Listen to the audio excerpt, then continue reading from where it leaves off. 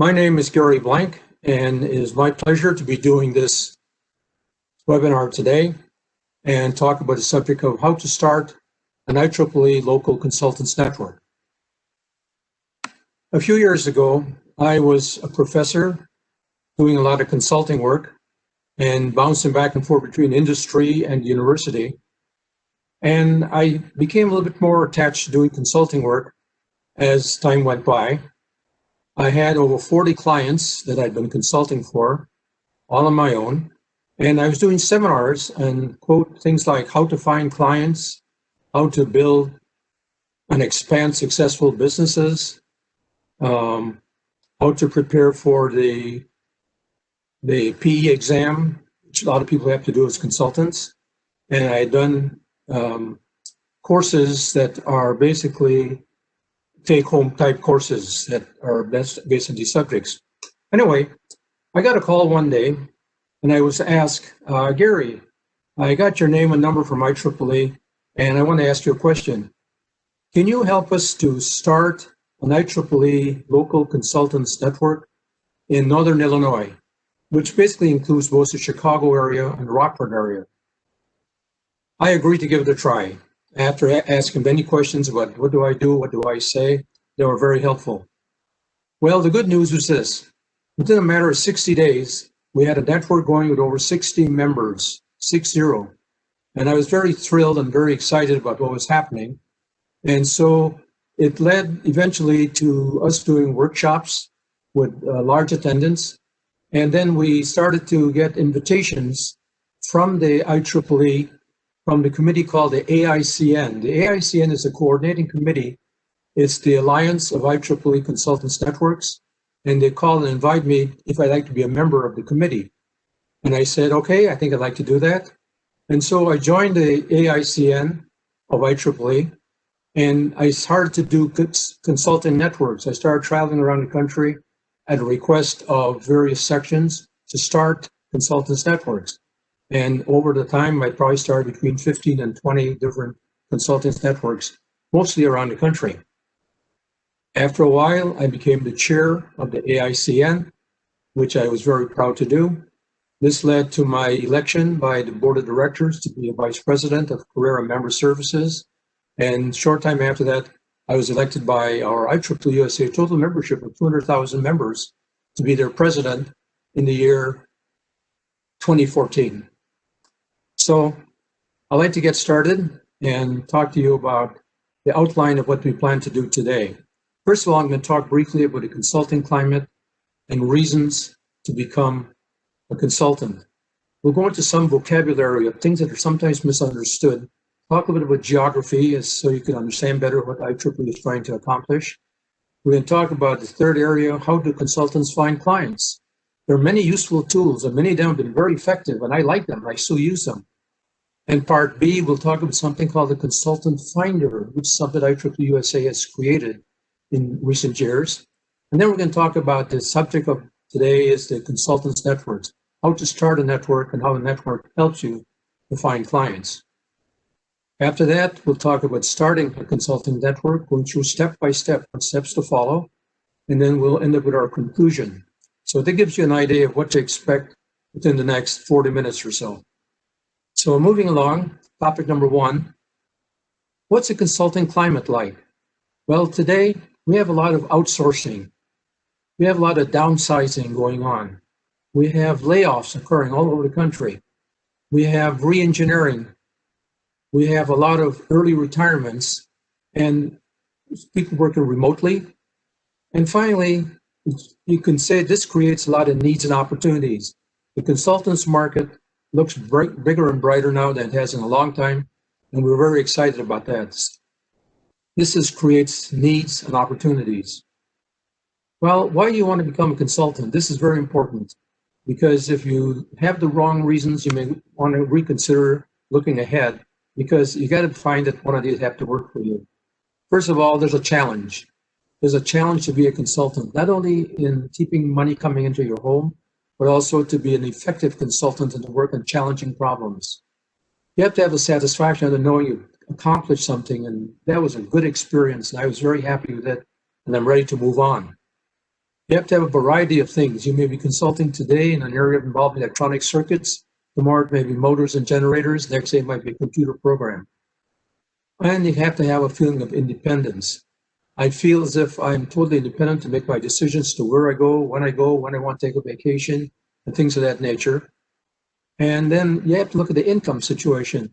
Consultants are very well paid, but many of them do not work 100% of the year. They may work a few months or they may work a lot.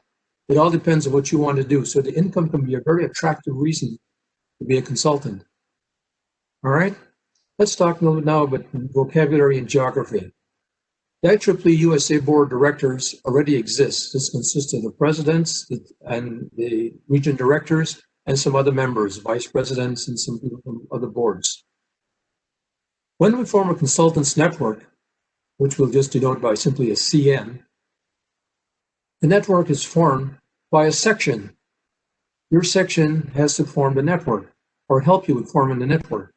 Sometimes you may have to consider having two sections combined together, as I did in my case. I combined a section in the Chicago section along with the Rock Valley section, which is in Rockwood, Illinois. And so the two sections working together are co-sponsors of our consultants network. The section reports to a region director, and a region director in turn reports to the board of directors. This gives you an idea of one leg of the connection between the consultant network and the board of directors. Now, off to the side, I want to recognize an organization called PACE, Professional Activities Committees for Engineers. This is a committee that's going to provide a lot of help for you if you ask for it. And I'll tell you more about it as we proceed. Now, the Consultants Network is now a part of the AICNCC, which stands for the Alliance of IEEE Consultants Networks Coordinating Committee. And this committee is made up of about 6 or 7 individuals who have done a lot of good work around the country. They've come together to form a coordinating committee, and they help with things like seminars or workshops, and they help you to run your consultants network. The AICN reports to a vice president, and that vice president reports to the board of directors. So you see, it's an interesting situation. But through your section and region director, you're involved with the board of directors, but also through the AICN and the vice president, you're involved with the board of directors. So when you hear the terms being used, these things are all there to help you. Nothing here is in competition or trying to do one thing better than the other. It's a tremendous society. And I'd like to point out something to you that you may be aware of. When you sign your renewal form every year to become an IEEE member for another year, you're given the option on the registration to ask for a registration for a newsletter that's put out by the AICN. And right now we have over 3,000 people have done it. Now, it doesn't mean that they're consultants. It doesn't mean they belong to any network. It just means they're interested in what's going on. Some of them may or may not be members of Consultant Network, but not important. So you can subscribe easily and it's free, just so you can see what's going on in the consulting world. So that's an interesting aspect. And so I hope this helps you a little bit with some of the vocabulary. So the Consultants Network is part of AICN. They're part of a section. The section reports to a region director. The AICN reports to the vice president. The newsletter is an independent thing. And on the other side, PACE is independent too. We'll show you how they all come together to make your consultants network better. All right. Now, there are 10 regions in the IEEE. Region 1, 2, 3, 4, 5, and 6 are in the United States. Region 7, 8, 9, and 10 are outside the United States. So we're going to show you a little bit about the connection between these regions and our consultants networks. A little bit of geography, a map showing the regions. R7 is Canada at the top of the diagram. R1 through 6 is the United States. Then you can see R9, R8, and so forth. And so the total membership is somewhere around 400,000 members. And this number changes almost every day. Some get higher, some get a little bit lower. And just so you see where these other regions exist and how they're going to become involved in the consulting business. Here's the map showing the United States, and this are 6 regions. And you can see region 1 in the top right-hand corner, region 2, 3, down towards the southeast. Region 4 is the Midwest. This is my area. Region 5 is Southern Texas, and then Region 6, California and the West Coast, including Alaska and Hawaii. Interesting point. Region 3 includes, look way at the bottom, an island in the Caribbean called Jamaica. So although Jamaica is not part of the United States, for now, we're treating them as if they're a member of Region 3. And we'll talk about that when we get going talking with consultants networks. Okay, it's the largest organization in the world. The IEEE-USA has regions 1, 2, 3, 4, 5, and 6 with about 190,000 members in 170 sections. IEEE outside the USA, regions 7, 8, 9, and 10, has about 230,000 members, also about 170 different sections. So we put them all together in the form IEEE International, all 10 regions, including Afghanistan and Zimbabwe. We have a total of 420,000 members in about 340 different sections. And so the average section size throughout the world is about 1,250 members. Now, it doesn't require 1,250 members to form a consultants network.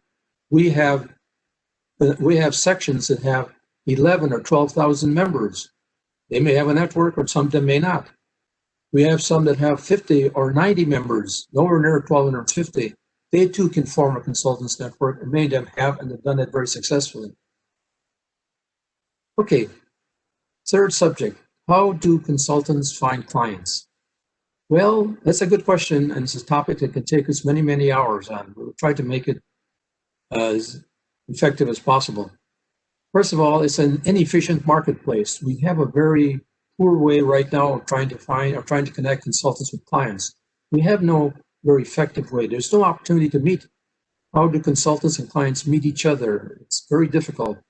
We're like strangers in the night. And I do not recommend, I've tried some of these things myself, and I waste a lot of time and money. Flyers, business cards, mailing out resumes, looking at ads, put an ad in the paper, put an ad in a magazine, using the old yellow pages, going to the personnel department, and looking at having your own individual website. Some of these may work, but I've tried so many of them and I felt that they were not very effective for me. So I put a no in front of that. But if it encourages you and you can find a way to do it, I'm not saying don't do it. I'm just saying it just didn't work as well for me. So how do we find clients? How do you find clients? Well, there's a preview of proven methods of finding clients or being found by a client without cold calling or without mass mailings. And we can talk about some of those methods now. First of all, you look at want ads, both in the Spectrum and other publications, and even the newspapers. You read alumni newsletters. You'll find sometimes they're looking for people. I found a job for an electric company where there was an alumni newsletter that I read from one of the universities I went to. And in it, I found the signature was a vice president who happened to be one of my classmates at the university I went to. And I called him and I said, "Hi, I see you're looking for consulting help." And he says, "I'm so glad you called because, you know, we bonded again and led to a lot of good consulting work." So read the alumni newsletters. Look at the government publications. It used to be called the Commerce Business Daily. They've changed names. They have the FED or there's a BizOp or different names. But sometimes they advertise that they're looking for consultants. Look at the local business news in your area. Look at magazines and journals that you look at regularly. Look at newspaper articles. I like to keep in touch with managers just to let them know who I am and what I'm trying to accomplish and what I can help them with. Let your attorneys and attorneys you work with know about you, because sometimes attorneys need to hire consultants as expert witnesses or just as consultants to help them. Let the people at the bank know what you're doing. Go to meetings and go to dinners and be a volunteer to be a speaker. Go to shows and conferences. Sometimes religious affiliations can lead you to consulting activities. It has with me. Community activities can help quite a bit too. I volunteered to be a soccer coach for a children's soccer team. Out of that, I got a lot of business from some of the parents and people who knew me because they met me through my coaching activities. Some of these tools continued.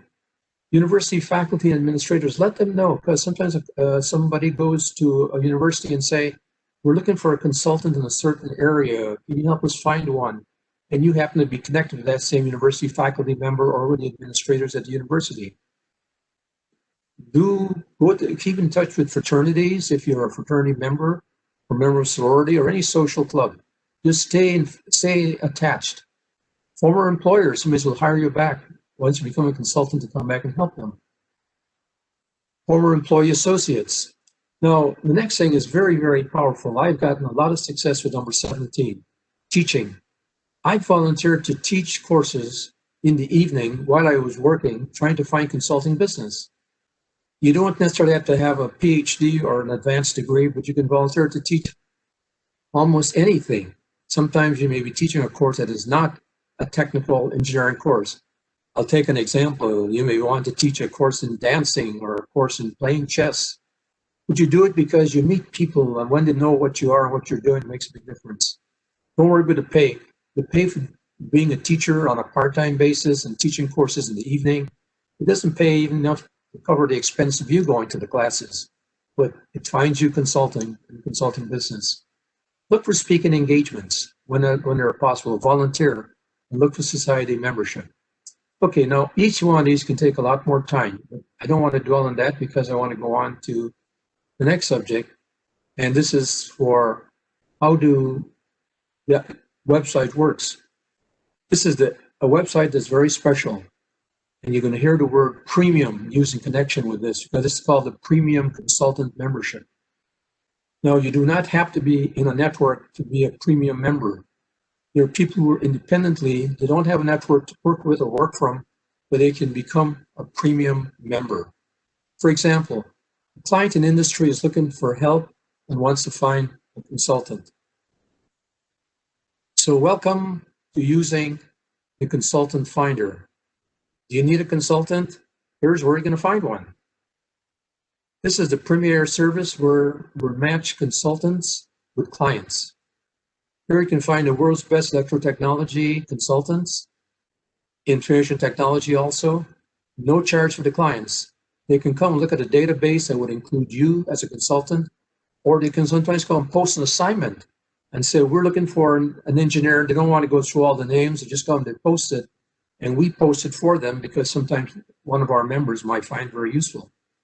The Consultant Finder is a sophisticated questionnaire-based tool that matches consultants to your project. And we're talking here now to Mr. Client because you'll find that we can connect you. It's good for advanced search, a search engine that we have allowing you maximum control over the search terms and results of what you're looking for. And it could be a simple search. Sometimes the client just comes by and does a quick and easy search looking for somebody who knows how to change the speed on a motor. And that's all. They just put 2 or 3 words in, they find a client, they find a consultant very quickly. So it can do an advanced search or a simple search. And sometimes we can have the companies post assignments so they can advertise their project and where many of us can see what they're looking for. All right. Now, this has worked out very well for us because these powerful research features help us to locate, it helps the client to locate a consulting engineer. And they can find experts and find about their background, their licensure, and where they're located. They're allowed to post assignments. A client can post an assignment, and it'll help you to find a job there. And you can get noticed. An IEEE consultant, make it easy for clients and companies to find you by uploading your profile and making it visible to organizations. This is all part of what we call the premium membership. You get to upload your profile and make it visible to organizations so they can find your expertise. Now, how do consultants get found on IEEE-USA Consultant Finder, the premier program? Why list? Why would you want to list with IEEE-USA? Well, hiring managers have told me and told many of our members that they're more likely to find IEEE consultants who are members than just finding random engineers. Now, it doesn't mean that IEEE is endorsing what you're doing. No, it's just that you're part of an umbrella and we feel part of a fine organization and they like the idea of wellness consultants and IEEE member. So we encourage our members to list with the IEEE-USA through this premium program. I should warn you right away, there's money involved. Right now, and may vary, the charge is $99 a year and it's optional. It's open to any IEEE member whether or not you're part of a consultants network. I've done it. I like it. It's worked very well for me. $99 a year within a matter of an hour or two of consulting a year, you paid for it. IEEE members have reported to us that being in an online searchable database with other IEEE colleagues lends credibility with skill, experience, and background.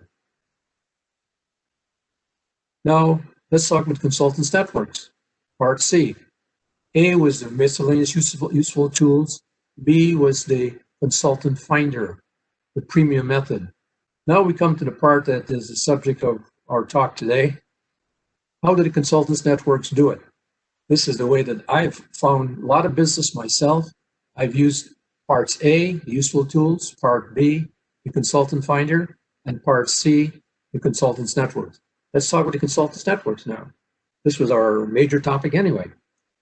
There are at present, and this changes almost every day, 39 consultants networks in regions 1 through 6. There are 9 consultants networks in regions 7 through 10. Now, how did they get started? What do they do? How do they function? What are typical network meetings like? Where do they find speakers for meetings? All right, geographically, in alphabetical order, going through the states, California has about 5 consultants networks, Colorado, 1 in Denver, Connecticut, Florida has 3. Illinois, we're showing the Chicago Rockport Network. I put an asterisk there because that's my network. I'm a member of that one. I'm very proud of them. Then we go on to look at Indiana, Iowa. We come to Jamaica. Jamaica is part of Region 3. And I had the pleasure of going to Jamaica and starting the Jamaica Network a few years ago. Very, very nice people, wonderful people. I really had a good time there, and they do a good job. Maryland, Massachusetts, Michigan, Minnesota. I helped start a couple of them in Michigan and in Minnesota. And as we go down the list, we find Missouri, New Hampshire, New Jersey, New York. Oh, by the way, I put an asterisk next to the Long Island Network because that was where the call came from that got me started a few years ago. It was a Long Island Network member called me and said, "Can you help start networks in Northern Illinois?" Then there's North Carolina, Ohio, keep going. Now, you can add networks to these. These are there and they're functioning, and you can become a member of that, or you can start one of your own separately in a neighborhood area, or you can work with the same section. Now, there's Texas, Washington, state of Washington, and Wisconsin. I helped form the Madison Network. And now we come to overseas. Africa is a Nigeria network. Tunisia. In Canada, the Ottawa Network, asterisk. I was so pleased and I was honored that I was invited to come to Ottawa and start the first network in Canada, which is now the Ottawa Network, and go on to Colombia, India, Malaysia, and you get the idea that these networks all doing exactly what we're doing in the United States. Now, how do you start a consultants network? Well, we have about 14 or 15 steps here. And as we go through these steps, I'll try to explain in detail what's going on. But in some of these steps, you may want to combine 2 or 3 of them together. Let's see how it goes. First of all, you have an idea. You want to form a consultants network. The first person to contact is your local section or your PACE representative. Every part of the United States and outside it, in every part of IEEE really, you'll find a section chair or a PACE representative. Ask to come to an XCOM meeting where you can discuss your intent, as if to say, members, I'd like to have your support in forming a consultants network as part of your section. And find a meeting place to meet. It could be a library where you can meet. When you first start off, you start off with a handful of people. You don't need anything very big. You don't want to spend a lot of money. So you can find some place that could be free, that you can have a meeting and have a little bit of comfort and security, knowing that what you're doing is okay. Now, once you've done that, you might start thinking about, do we have any miscellaneous expenses? And the answer is really not not too many expenses. Matter of fact, the only expense you may have when you first get started is if you need to rent a meeting room. Because apart from that, everything else is pretty much taken care of. Now, I mentioned PACE earlier, and I mentioned PACE here again because PACE is a very generous organization. If you contact your PACE member in your region or your section, they may be ready to offer financial support for anything you're trying to do. So think of PACE when you're trying to talk about expenses, and there are not very many. We'll talk more about that, but keep in mind that I like to use PACE because I find it to be very friendly, very easy, and I like it very much. Okay, now you have your first meeting announcement, and the XCOM will help you. You can publicize it in their newsletter. And the first meeting agenda, at the first meeting, here's what you will do, something like this. Determine how much interest you have. Collect input from the attendees regarding their needs and expectations and what they expect out of a consultants network. Agree to meet on a regular basis, maybe once a month on the last Friday of the month or the last whatever day it is. And if you're meeting by way of virtual meetings, you can set whatever day and time you want to use. Agree to meet on a regular basis and get the names and addresses of the attendees, and then ask some of them, even though you may only have 8 or 10 people, let's get a chair going. Let's get a vice chair. Let's get a secretary and a program director. Program director is going to decide what speakers to use and where we're going to find our speakers. I'll help with that as we go along. Now, I want to establish something that's very important before I go on to step number 5. I've always had the feeling that the IEEE Consultants Network is a brotherhood. It's not to be like a section. We're not going to do things that a section does. A section runs in a very business-like way. Consultants Network tend to be a little bit more, where a bunch of friends get together and we have one thing in common. We're trying to advance our own consulting businesses. We're trying to exchange leads among ourselves, and we do a lot of that. And so the spirit and the air of the meeting is different from what you would have at a section meeting where things are more structured and much more formal. A little bit more about that. So as we go along, we publish a directory, and there may be some expense involved. But you know, you may want to wait until you have a lot of members before you do anything like that. It could be done as a hard copy, or it could be done on the internet. We did both when we first started our network. And then activities for future meetings, surveys and interests. What things to do they like to hear about? What things they want to learn? And keep in mind, we aren't trying to compete with a section who's trying to get certain kinds of speakers.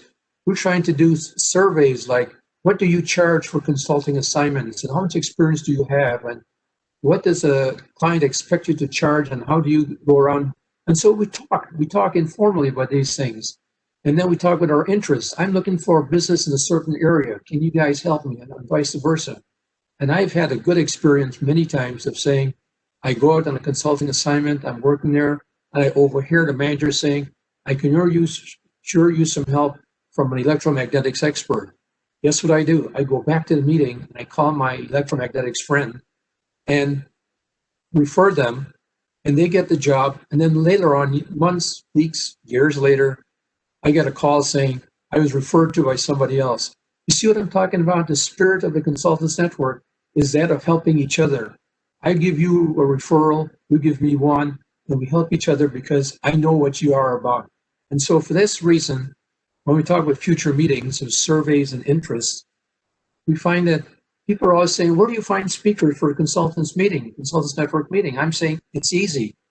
The network members, if you have 20 members in a network and they all have 20 different interests in different technical fields within our electrical engineering community, get each one to give you at least a half-hour talk so I get to know what they do. See, I myself am working primarily in controls area, and I have a friend who's an electromagnetics expert, and I want to hear him give a talk, maybe a half hour, not to snow me and snow the fellow members, but to let us know what he does or what she does and what they like to do, what kinds of areas, so that we become a little bit more acquainted with each other. We spend time getting to know each other better. Sometimes I invite an accountant to speak at a meeting because he can tell you things about taxes and answer questions about how you can benefit as a consultant from taxes. This usually is free. The accountant is looking for clients. We're looking for clients as well. So you'll find that the accountant can give you a lot of information. I like to invite lawyers, especially lawyers that work in the area of research and patents that are very helpful to use people like myself. Then you have marketing professionals, insurance experts. Invite insurance experts to come to the meeting and give a talk. Invite industry leaders. Invite people who can talk with PE renewal. Oh, by the way, I should tell you with PE renewal, at our meetings, when our members come, at the end of each meeting, we give them a piece of paper saying they were in attendance, and because they were there for that, within our state, the attendance at the Consultants Network meetings can be used to further your review requirements and keep your membership as a professional engineer. So you may have to take a course or courses to renew it, but by coming to meetings, we can get that done. We've done that technically through some of the networks, not all the networks, and you may have to check to see in your state if that's possible. Invite university leaders to some of your meetings. Invite IEEE leaders to come and talk. And here's something that I think was so exciting to me. When I got started, I realized that as a consultant, I need several benefits. I need to get auto insurance. I need to get hospitalization. I need to look into various kinds of professional liability insurance. I was surprised. IEEE has been doing this all along for us. It's available. We just don't know about it. So the IEEE staff in the benefits section are doing a fantastic job. And I've had to go and talk to them about life insurance, with automobile insurance. Then I talked with where I got my insurance through IEEE. And one person jokingly said to me this, he says, the reason our rates are so low for electrical engineers is because electrical engineers, which are IEEE members, are usually good drivers. And then the other guy in the insurance business, life insurance, said to me, the reason we like to insure IEEE members is because IEEE members live longer. So for whatever it's worth, there it is. But the other thing too is that we've seen a slight increase in membership. There are people who come to our consultants meetings and they like it so well. They're not members necessarily, but they come to the meeting and they like it so well that they decide to become an IEEE member in addition to being a Consultants Network member. So we have two classes of membership within a Consultants Network. We have our formal members who are members of IEEE, and they're automatically included. But then we invite people who are not IEEE members because they're closely connected, and many of them, as they see what we're doing, will choose to become IEEE members. But they're also very effective speakers, and we enjoy having them. Then invite employees, managers, and other relevant consultants. The other thing we do as you grow your organization and you become more aware of the Alliance of IEEE Consultants Networks, the coordinating committee, you'll find that they do national conferences and workshops. And if you can work with them, you can co-sponsor with them, especially in your geographical area. I've done this many times where I have the AICN send their speakers in to meet with my network at a location where we can invite people from outside the network to come to the workshop. These have been very effective, and AICN has been doing a fantastic job traveling around the country when it's possible and doing things like this. Make liaisons with other organizations. Sometimes you have joint meetings with the Consultants Network and somebody else, perhaps somebody that is closely related to our business or our line of business or part of IEEE. We have to be very careful. We do not normally have fees and there's no dues. You've got to be very careful. IEEE will not let you use the word dues for anything except membership in IEEE.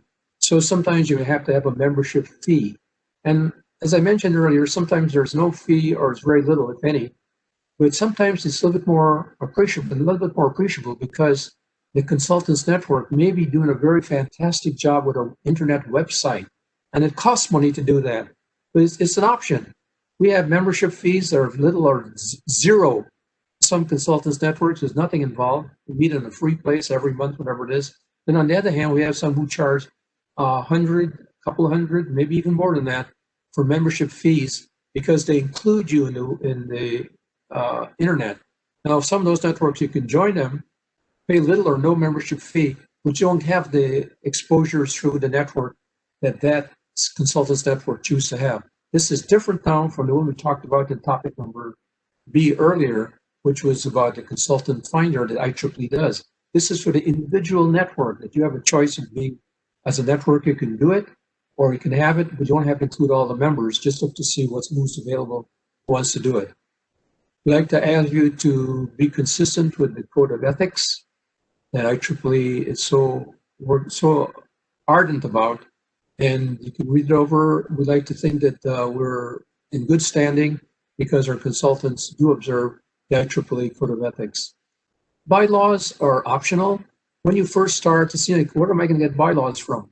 Well, the answer is borrow one from one of the other networks. The other networks have bylaws. They've been around for a while, and they're very willing to help you. You can take and read what they have, alter it, change it, and use it for your own network. So the bylaws are there to give us some idea of how to elect our presidents, our chairman, how to elect our various committee members. And so it's not a bad idea, but you don't start off with that. You get that as you go along. And this is very important, step number 13. Keep the AICN informed. Let them know that you're having meetings. Let the AICN know exactly what you're doing, because the more you keep in touch with them, the more they'll keep in touch with you, and they'll help you a lot. They've been very, very helpful over the years, and I can't say enough about topic number 13. Keep the AICN informed, and they'll keep you informed of what they're doing. Their newsletter that we talked about earlier, the 3,000 people or so that are getting a newsletter, that's one way, one of many. But if you were to actually ask them for help in something, you'd be surprised. They might even provide you with a speaker for a function, and we've done that too many times. Now we'll get down to step number 14. Step number 14, as soon as you have a nucleus of about 8 engineers, you may apply for recognition in IEEE as what they call an affinity group. You don't have to do this, but it's a nice thing to do. An affinity group is recognized in IEEE, and there are many other organizations that have affinity groups, including not only the consultants networks, but you can also do affinity groups through the Women in Engineering, Life Members, and there are others too. I don't have them all, that's not important. But become an affinity group, because when you're an affinity group and you do a couple of meetings every year and you submit your paperwork into the IEEE-USA, you will get money back for your section. Not a lot, we're talking maybe a couple $100 or so. You're doing a couple of meetings, and it's just something to do, but the status is important. You're an affinity group, and you can be very proud of that. So as I conclude today, I'd like to have you keep in mind that the key person that I've been working with over the last several years is a gentleman named Daryl Griffin.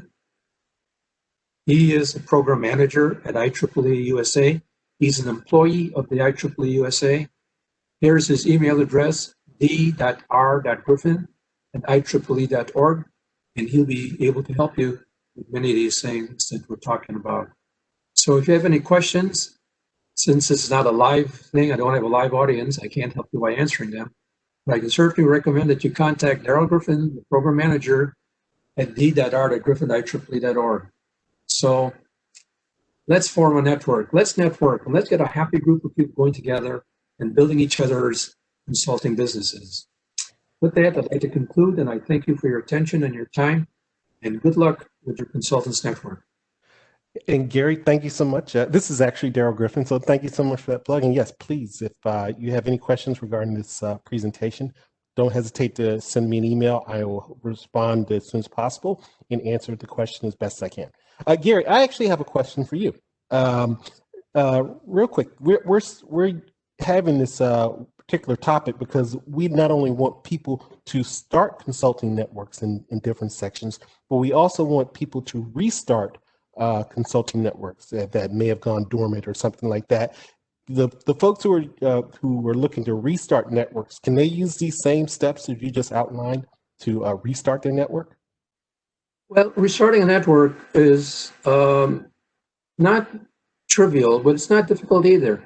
Usually you need 1 or 2 sparks. You have 1 or 2 people who are willing to keep things going, and it's best if the person that's doing it is actually to be a consultant themselves, somebody who is enthusiastically looking for consulting work. And it's a matter of identifying the person or persons who will help you to get things done. I found that there's no unique answer, as I've talked to so many consulting networks that have restarted, and I don't find an answer that will work for everybody. The only thing that seems to be true is that you need that spark of enthusiasm. And once you get that going, I think it'll help restarting a network. All right. Well, great. Well, great. Well, like I said, we're gonna put this out on our YouTube channel later on this week, and so I will certainly be getting questions. If I can't answer them, I may be turning to you. But I want to thank you very much, Gary, for doing this for IEEE USA and also the AICNCC,